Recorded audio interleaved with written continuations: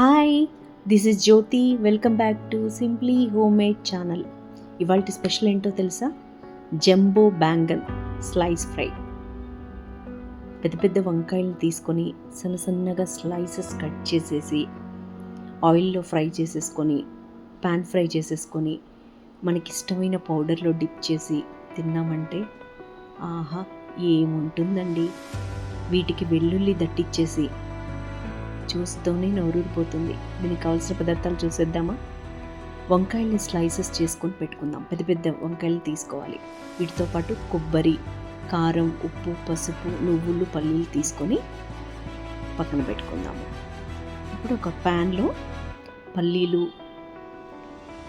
వీటితో పాటు నువ్వులు ఒకేసారి వేసేసుకొని అవి కాస్త కలర్ వచ్చేలాగా, కాస్త మంచి స్మెల్ వచ్చే వరకు ఫ్రై చేసుకుందాము.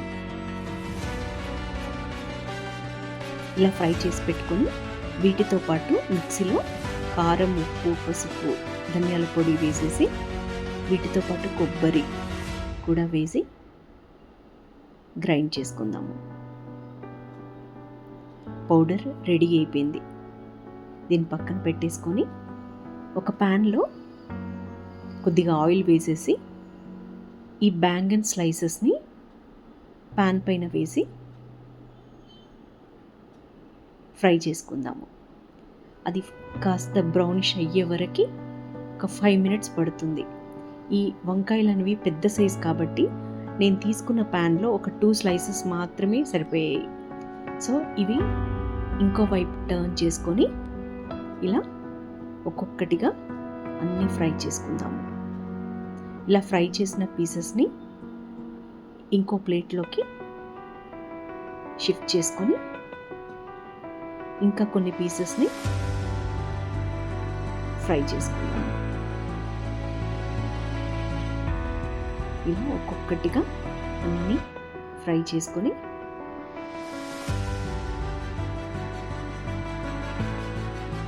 పక్కన పెట్టేసుకుందాము.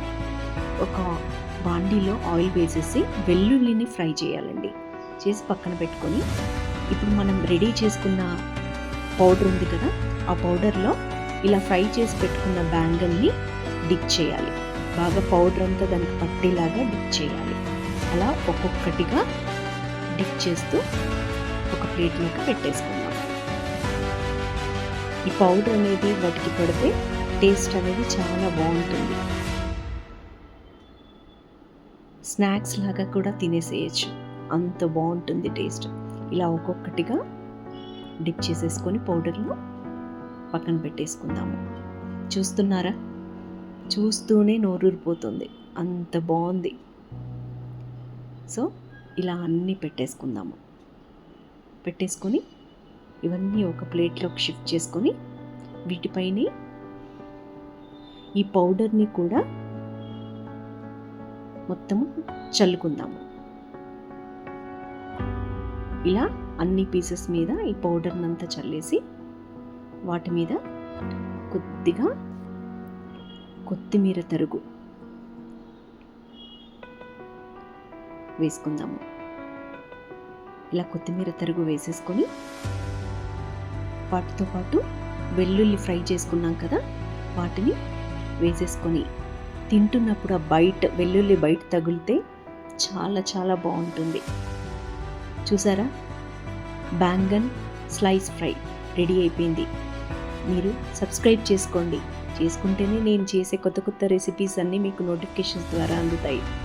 నచ్చితే లైక్, షేర్, సబ్స్క్రైబ్.